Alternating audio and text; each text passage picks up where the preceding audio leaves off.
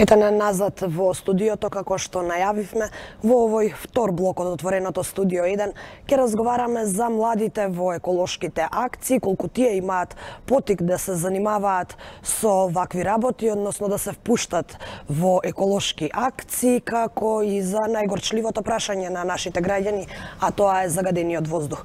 Со мене во студиото се луѓето од еколошката организација Go Green.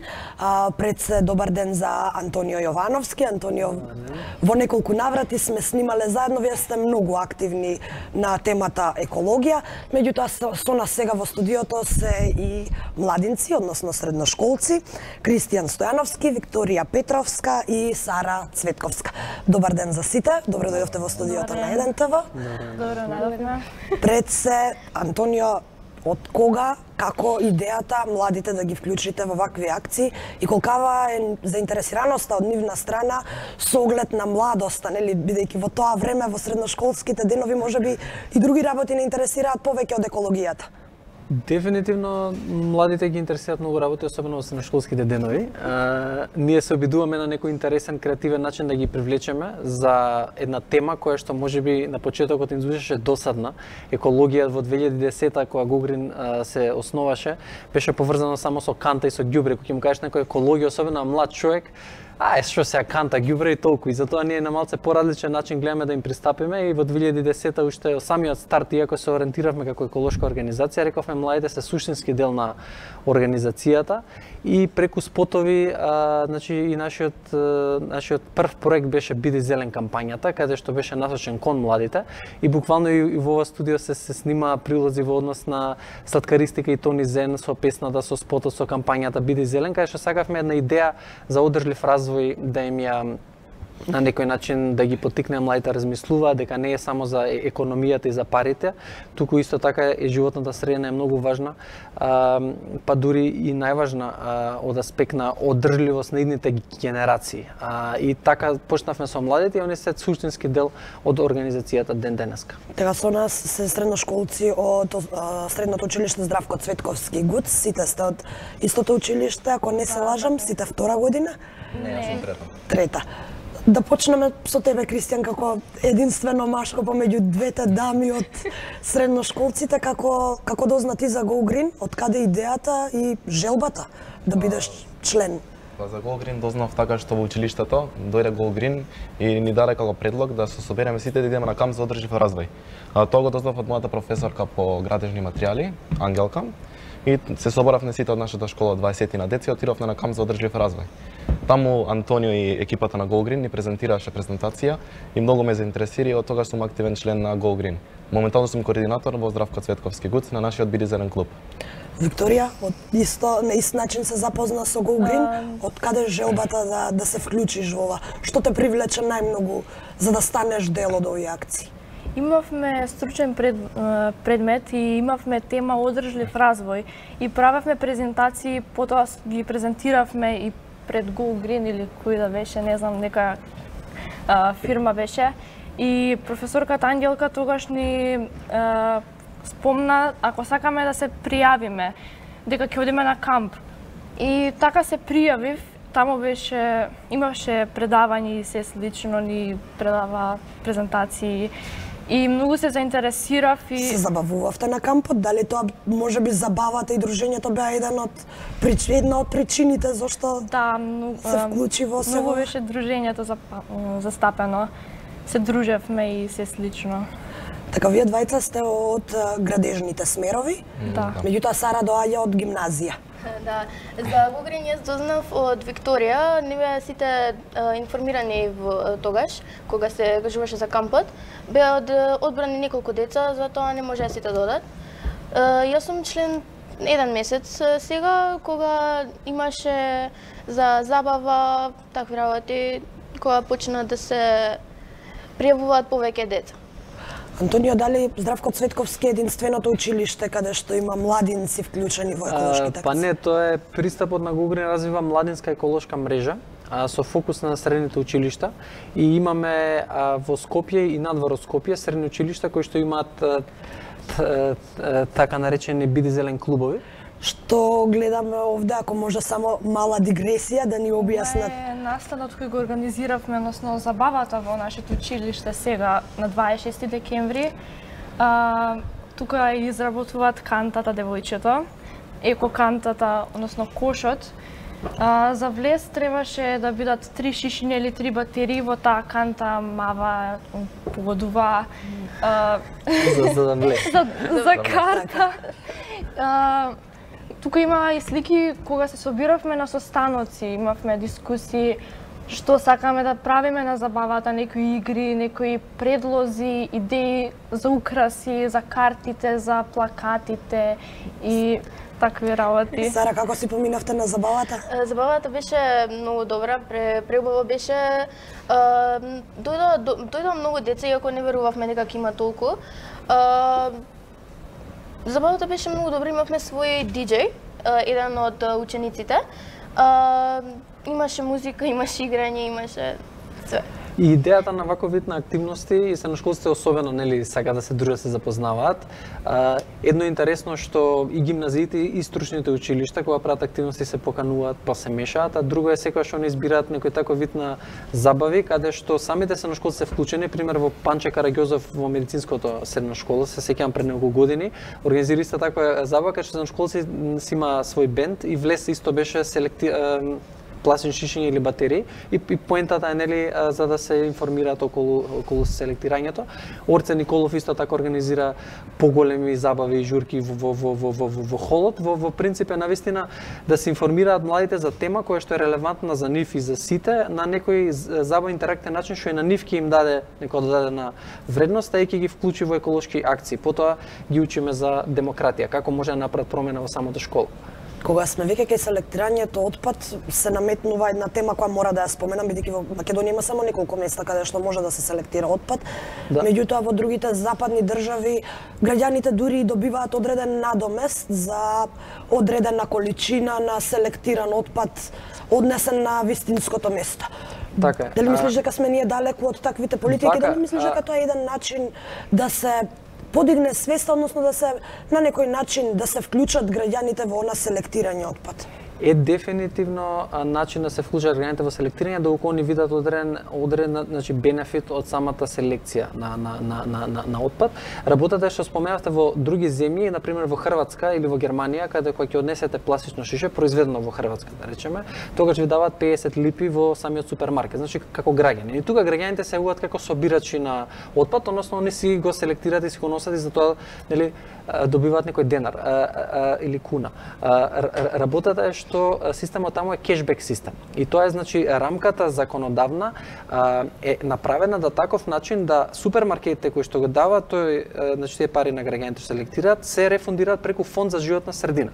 Со тоа што значи дека производителите на отпад како што се кај нас Горска пивара и во Хрватска тие што произведуваат, таа еколошка такса ја плаќаат во фондот за животна средина, а фондот за животна средина им враќа пари на супермаркети. Тоа е кешбек систем што постои во неколку европски земји, не многу. Подоминантниот систем е тој Extended Producer Responsibility систем што постои кај нас, а тоа е систем на колективни постапувачи. Тоа значи дека еколошката такса која што вие плаќаат во фондот, ние плаќаме односно големите бизниси ја плаќаат на колективни постапувачи кои што во нивно име треба да го организираат системот, да воспостават канти, направат кампања и систем за да граѓаните го ставаат таму. И таа еколошка такса оди во големите бизниси. У принцип нас не ни се свиѓа тој систем и сакаме да биде значи пограѓански, бидејќи сметаме дека ово е многу пограѓански, дека ги мобилизира граѓаните, а ова е некако во интерес на бизнис целите, иако тие колективни постапувачи имаат национални цели според закон кој што треба ги остварат во однос на собирањето на произведената количина на пивара на Корска, на сега ги спомнам, се извинувам, но сепак тие се производители на амбалажен отпад. И тие гледаат да ги остварат тие национални цели, а граѓанството и последиците може да ги видиме, односно кај нас има огромна неформална економија на отпадот, односно кај нас собирачи се јавуваат претежно се од ромска популација, но има значи разноразни се собирачи кои што е една голема неформална економија. Сега они кога селектираат во средните школи, ние ги поврзуваме најчесто со со некој собирач кој што оди во лиценцирана фирма отпаджија, кој што ја викаме, за да го предаде својот отпад. Затоа и во овој контекст поднесовме занимање за собирачите што се сега неформални, да може да поминат тоа на систем на информирање, да им се даде идентификација, прво да ги изброиме кои се собирачите, а второ да знаеме од каде ни доаѓа отпадот, бидејќи сега не се знае каде ни доаѓа отпадот и потеклото, дека огромна е неформална економија која што се има создадено во наша држава. Така, дечки, вашата свест каква е? Дали вие тројца селектирате отпад, дали имате таква навика? Па да. Па да, исто така се обидувавме да го воведеме тој во школите, ама е многу е тешко, нема фондови. Значи нема доволно.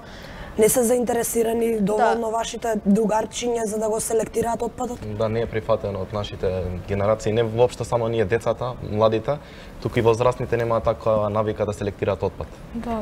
Тоа пред се би почнало од дома, али мислам секако, нели, тоа би почнало од дома за културата у школото.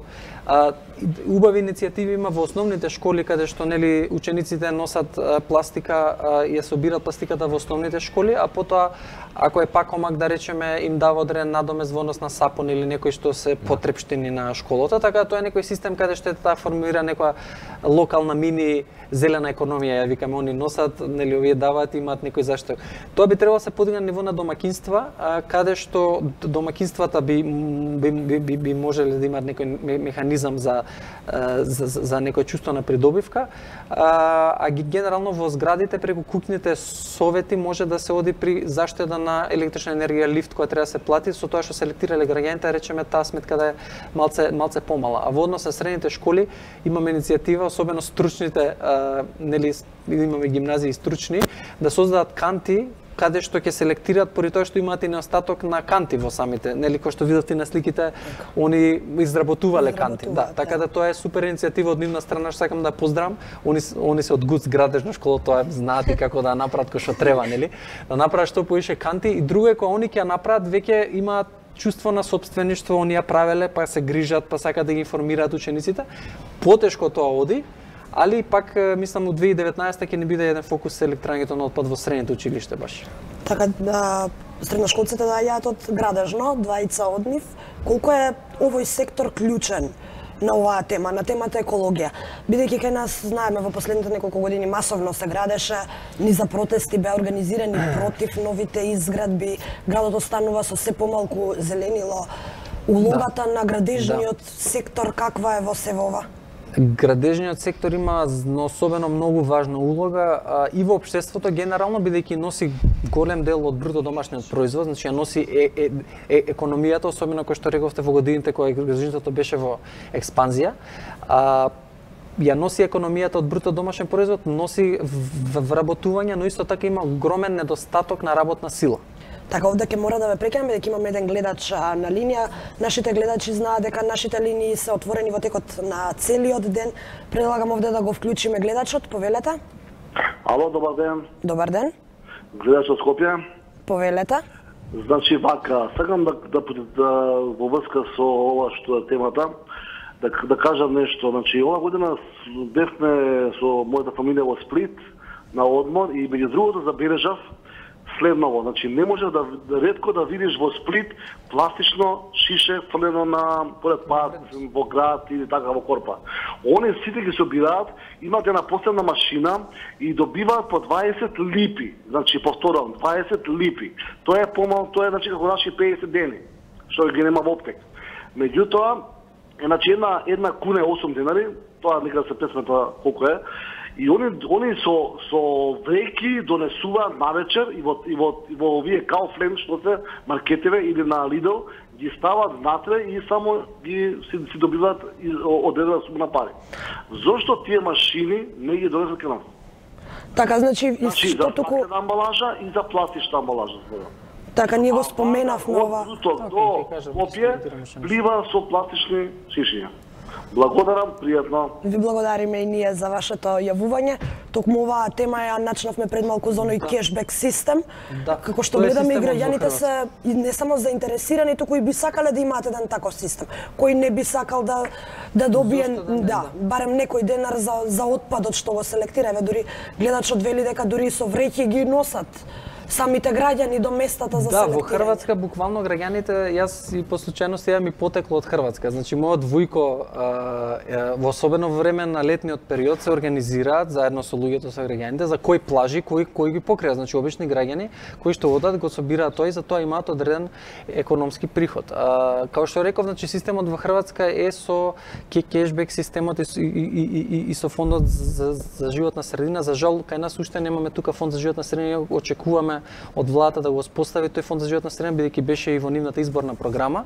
Но кој што реков, тука Extended Producer Responsibility, колективните постапувачи. Сега знам дека има иницијативи од колективните постапувачи постават такви машини во трговските, но нема економска математика, односно како што имаме слушнато во разговори, како зошто не се постави, е поради тоа што не се исплати. Многу кошта машина, да речеме, мислам дека околу 5000 евра е таа машина која што има нели за какав капацитет. Мислам дека меѓутоа на долг рок би се исплатела со оглед на бенефитите по животната средина. Да, ние сме за таков систем и треба некој да инвестира во тоа, но кој што реков е доминантен системот на колективни постапувачи кој што е во интерес на големиот бизнес за жал.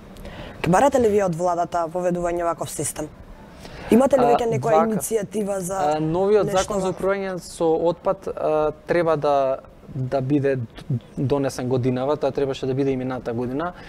За жал во процесот на изготвување на законот за управување со отпад, невладините организации не беа вклучени. Сега е системот, значи законот беше ставен на ЕНР е нели тој порталот каде што излагаат сите што се нацрти или измени за закони, но тогаш е доцна веќе кога ќе се стави на ЕНР. Имаше работни групи со бизнис заедницата, со колективните постапувачи, со општините. Значи граѓанските организации останаа исклучени од процесот на подготовка на законот за управување со отпад и имаме нормално сериозни забелешки во тој контекст. Нашиот фокус во моментот, сега зборам за Go Green, ако управувањето со отпад има многу работа, што треба нашиот фокус е формализација на собирачите, на неформалните собирачи на отпад и воспоставување на систем услуга од врата до врата. Тоа значи да ги поврземе собирачите наместо кои ќе се разбудат да шетаат, да лутаат низ градот, да имаат поделено населби, куќи и згради, каде што ќе знае кој собирач каде собира и во одреден ден, пример секој вторник ќе собираме пластиката и ние во таа зграда во вторник ќе оставаме, собирачот добива и го поврземе со лиценциран отпаджија. За да го знаеме потеклото на отпадот, а на некој начин почне да се има евиденција на собирачите, да се згрижат тие бидејќи се маргинализирани на некој начин во општеството, немаат лични карти, образование, мислам многу има социјални проблеми и да потенцијално се вработат во или кај отпаджите или кај колективните, да се внесат во система за некој начин, бидејќи сега огромна неформална економија се случува. А за граѓаните е моментот кој што спомнав, примарна селекција дома. Значи да ви ја донесе тој да ви ја земе од дома, да не се дека ја ставаме ние у кола, кој што реков има само неколку места за селектирање, ставаш у кола, носиш. Сега наместо тоа да го правиме, особено тие треба да се потруди за да го направиш, да го лесниме тој процес, примарна селекција дома, те доаѓа, значи од дома ти зема услуга. Сега за зградите гледаме тој приход некој потенцијален да биде во заштита на струја, на сметки за лифт, за одржање, резервен фонд на куќен совет, а за самите домакинства ќе треба да се смисли. Значи имаме домакинства, згради, индустрии, фирми кај што тој систем сакаме да го воспоставиме. Тоа е нашиот фокус, а дефинитивно да со кешбек системот. Да преминеме на загадениот воздух. Дечки, освен забавата, предпоставувам дека и загадениот воздух е една од причините зошто влеговте во Go Green и зошто се одлучивте воопшто за еколошка организација. Дали ви пречи загадениот воздух и како вие како младинци мислите да се борите против овој проблем? Па, како прво, секој вака што се вика зимскиот период е многу високо нивото на загадување и секој дека ни пречи на средношколците и мислам дека Go Green има марш за аерозагадување, каде што сите се собравме со маски и протестиравме низ градот со цел да се властите да се освестат и да спреземат нешто за аерозагадувањето. Секако ние преземаме сега со, како што рековме, со шишињата рециклирање. Правиме екоканти во кои ќе бидеме собирање отпадот, пример шишиња, батерии, лименки и ќе може тие да се рециклираат. дали некој бенефит ќе има тоа, пример за школата да добива сапун или некој друг нешто, и тоа не е целта на нас. Девојки, загадени од воздух? Рекорд пешачка зона. Имаше сега еден настан организиран од Go Green, рекорд пешачка зона, со цел да се зголемат пешачките зони во Скопје и да се намали транспортот со коли, повеќе да се возат луѓето со велосипеди и со автобусите. Или со алтернативни превозни средства кои не загадуваат околината. Така е. Сара? Секако дека загадениот воздух ни пречи на сите и ние што и да пробуваме, ние сепак немаме толку моќ да делуваме на оваа работа. Ние можеме да донесеме, да видат луѓето, да ја пренесеме веста како средношколци, ама сепак има некои... Меѓутоа, вие како средношколци, како идните луѓе што ќе ја водат државава, мислам дека свеста треба да почне, развивањето на свеста треба да почне точно од вас, така што не би се согласила дека немате голема моќ во... Па точно, мислам и тоа е нешто што не ги учиме, повеќе ги освестуваме младите. Колку имаат моќ и колку не се иднината, колку се сегашноста уствари. Така. Мислам и Сара е нова, ама ќе дојдеме и до таа лекција. Од аспект на колку еден човек и млад човек може да направи промена, почнувајќи од самиот себе, почнувајќи со родителите дома, со селектирање, со аргументирање во однос на како што. Средните школи кога селектираат, тоа значи помалку отпад оди на дивите депонии кои што тој се пали, имаме големо аерозагадување, собирачите имаат привремени живеалишта, таму го палат отпад, значи помалку отпад, значи помалку аерозагадување. Оваков вид на иницијативи и активистички акции кој рекорд пешачка зона се свој виден јавен притисок врз градските власти и има многу докази во историјата дека студентите, младината имаат направено големи промени, да не збориме и за средношколскиот пленум, студентскиот пленум и сите тие иницијативи кои што младите навистина може да влијаат врз самите политики. Тука имаме уште еден гледач, да го вклучиме, повелете, кој ни се јавува. Изгледа гледачот се исклучи, ќе продолжиме со темата загадување, што освен онаа пешачка зона и намалување на користењето на загадувачите, ако може така да се изразам, што се другите препораки на Go Green во насока на тоа да се намали загадувањето? Па добро, ако продолжиме малце со транспортот, значи транспортот дефинитивно треба повеќе пешачки зони, треба малце да се реорганизира. Таа наша иницијатива е да се направат барем централните подрачја и критични подрачја. Ете, ако не мора да се затвори да е пешачка зона, барем да има алтернатива, да речеме одреден период само автобуси, такси.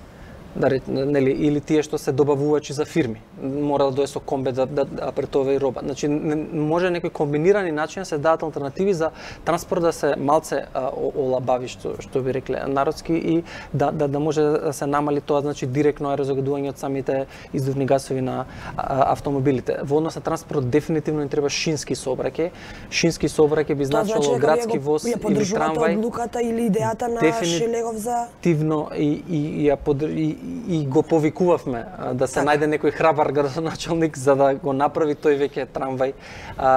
Тоа што исто ја поздравував уште самиот стар беше градскиот воз, тоа значи на постоечките железнички пруги што ноѓаат од Драчево, што одат на аеродром и понатаму продолжуваат, значи во тој потек на градот Скопје тој градски воз да заживее, односно нели околу сега се треви, тоа се буниште да се уреди, да може да се направат пристапни од станицата сама до дестинација центар со велосипеди систем или со некој таксиња, значи малце тој градски воз без толку интензивни инвестиции би можело да профункционира.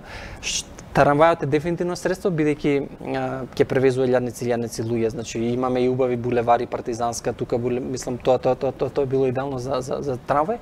Значи во однос на сообраќајот дефинитивно шински сообраќај, пешачки зони и јавен транспорт. Во однос на другите извори на загадување, збориме за домакинствата, ајде ако кажеме во однос на грејењето. За големите индустрии, тешките индустриите. Во индустријата имаме големи и мали, значи голема и мала индустрија. За индустријата сум кажал и порано.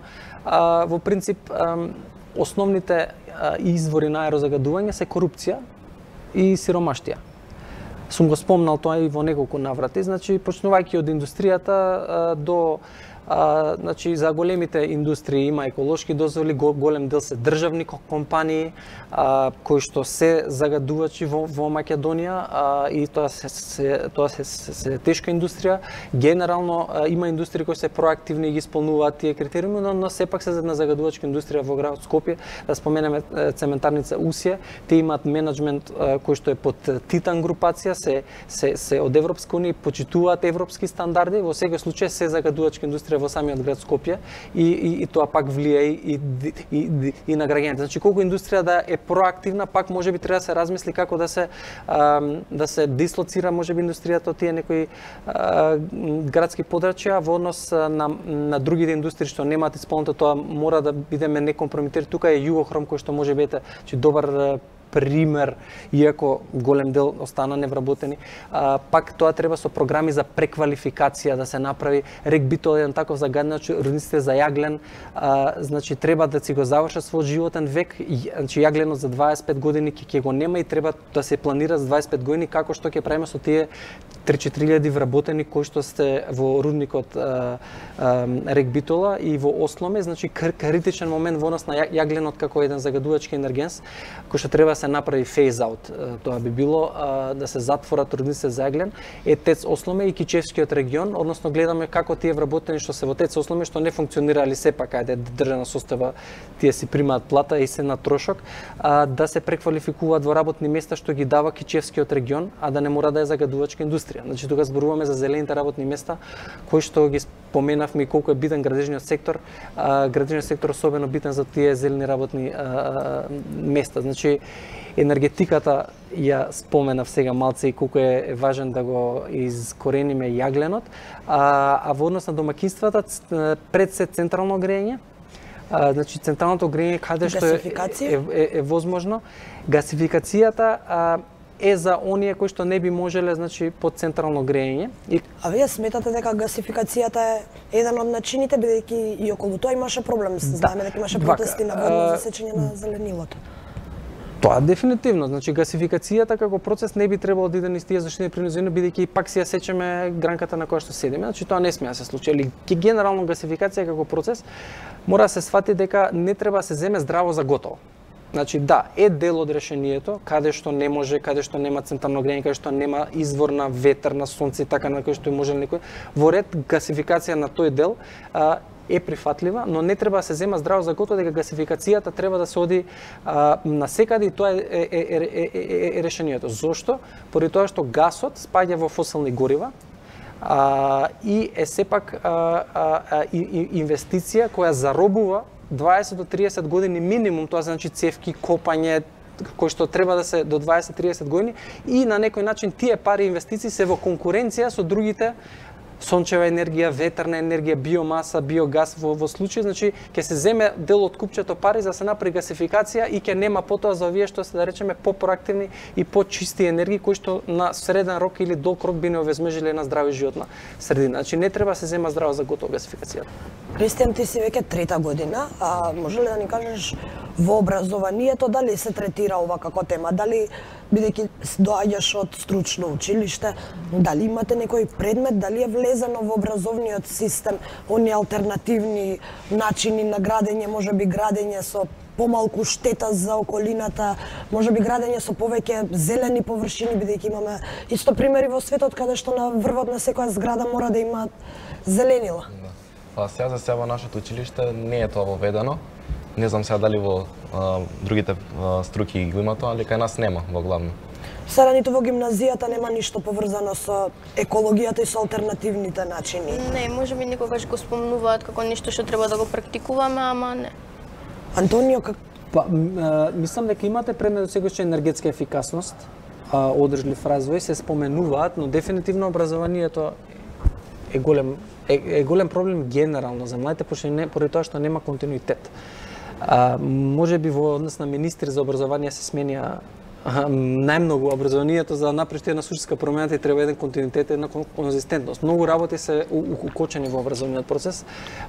Мислам и не само врзано со екологијата, него и други, бидејќи сме нели дел од од тој младински сектор и образованието е голем предизвик, а еколошкото образование е дефинитивно многу важно, ама сепак мислам дека имате вие ние предложивме програми за енергетска ефикасност во средните стручни училишта како слободни часови, а сега во основните училишта правиме do it yourself програма кај сакаме да ги поттикнеме они да прават модели, макети на обновливи извори енергија за да се запишат во стручни училишта, поради тоа што огромен остатокот на стручни ученици, а потребата за да се решат проблеми со аерозагадување од енергетски аспект, од градежен аспект, тие стандарди за енергетска ефикасност треба да ги направат работници кои доаѓаат од стручните школи. А јазот е огромен, значи околу 10.000 работници се потребни секоја година за да може ако иде истиот број домашен производ со гражништво, а годишно стручните училишта околу 300 ученици произведуваат, да ги речеме, значи 10.000 со 300 неколку години огромен јасен направено и во градежниот сектор има огромна неформална економија во однос на работници,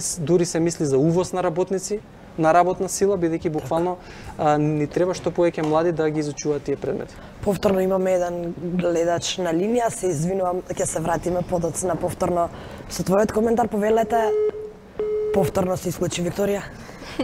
Мислам дека да, треба да изучуваме некој таков предмет, затоа што кај нас градежниците е многу потребно тоа да има повеќе зеленило и тие такви работи. Ние имавме во стручен предмет само беше како тема, така да мене уопште не ми беше ни јасна, да не беше таа тема, можеби немаше сега да бидам во Go Green и сепак ете, постигнав нешто, иако не ја знам темата. Така, веќе ми јавуваат од режија дека друг гледач имаме на телефонските линии, повелете. Ало. Повелете, во програма сте.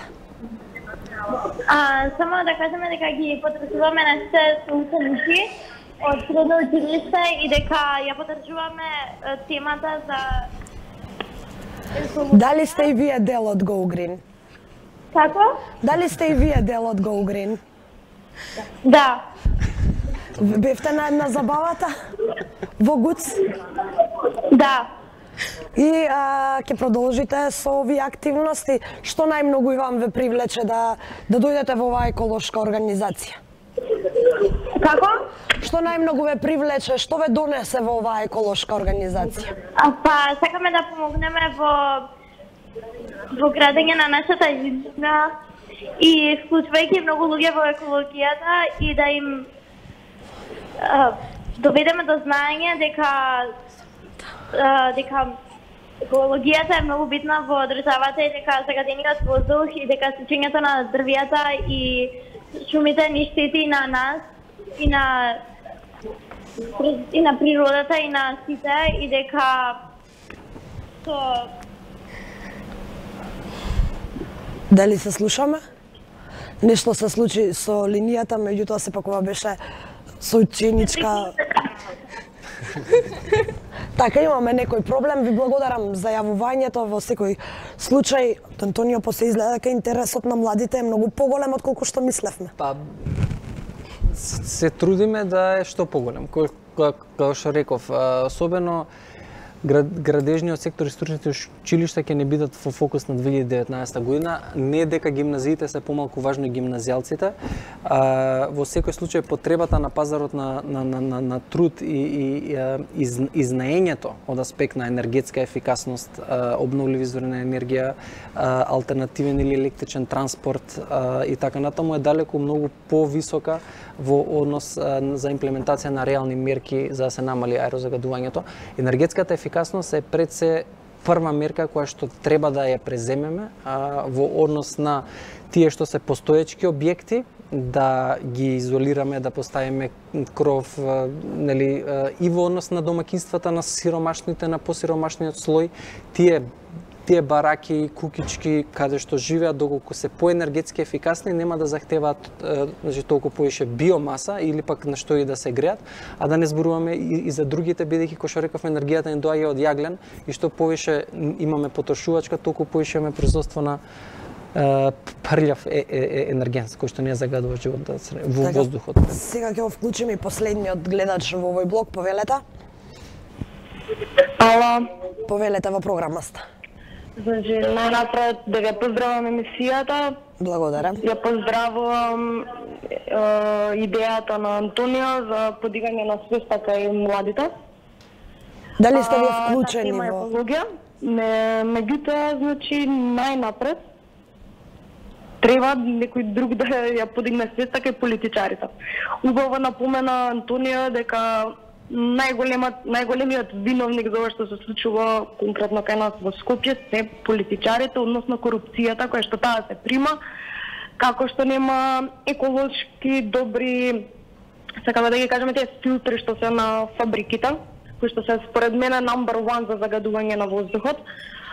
Второ, оние, пак ќе кажам, на корупцијски начин добивање на градежни дозволи за да се гради, зашто сите паркови кои што беа слободни низ сите општини во Македонија се веќе изградени со секакви огромни згради кај зашто веќе ние немаме пробив. Јас сум од населба Лисича, значи само се кај што има најголема енормна загаденост на воздухот, каде што сите наводно викаат дека не знам имало со огрев од гуми и слични такви работи, кај што тоа апсолутно не е точно. До нас лево од нашата, да речам, населба е циментара, подоле има друга фабрика кај што тие константно 24 часовно, значи имаме, како да ви кажам се, дим. Фабриките работат ден и ноќе. Според мене тие се најголемиот загадувач на нашиот воздух. Џабе е цело во ова као идеи, чекате со парни, непарни возила ќе се возат. Реално сите возиме да кажам коли, автомобили од поновогодишта, каде што и тие поминале некои си екостандардни и според мене тие воопшто не се некој си виновник за загадувањето во Македонија. И во минатото се возеле автомобили како прво патничко средство, да речеме, меѓутоа Така, сега има и нови стандарди. За жал ке мора да ве прекинам во интерес на времето, бидејќи времето не гази, имаме само уште една минутка до крајот на овој блок и ќе искористам за да ги прашам младите кои ви се следните чекори, кои ви се следните активности, што подготвувате сега? Сега најпрво сакаме да ги направиме тие екоканти, да имаме барем во секоја училна, да ги поттикнеме и останатите ученици во нашето училиште да селектира отпад. Сара? Па, ете истото што го кажа, да пробуваме да ги информираме повеќе децата, да бидат повеќе вклучени, да сватат дека и они можат да помогнат со најмалото нешто. И нонстоп ни е отворено местото за нови членови. Секој може да биде член и да направи нешто повеќе за Така, ова нека биде како еден повик за вашите соученици. Кристијан, нешто за крај? Може би некоја интересна идеја?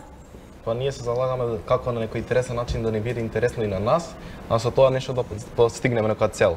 Се обидуваме да направиме како некој вид на забави, со нив ќе собираме пластични шишиња, батерии, тој отпад што не се рециклира, што се рециклира тоа што не се распаја. И како да кажам се. Антонио, верувам безбедноста за велосипедите, поради тоа што не се чувствуваат безбедно, особено стручните доаѓаат со велосипед од можноста за кражби. И има такви некои други фактори кои влијаат на учениците, генерално младите да бидат поеколошки одговорни што би доаѓале и би употребувале велосипед. Така, мислам дека вие ги имате одлични наследници. Со оглед на ова што драго, баш го слушнавме денеска. Секако, дечки, вас ви посакувам да продолжите така, бидејќи екологијата и здравието се на прво место.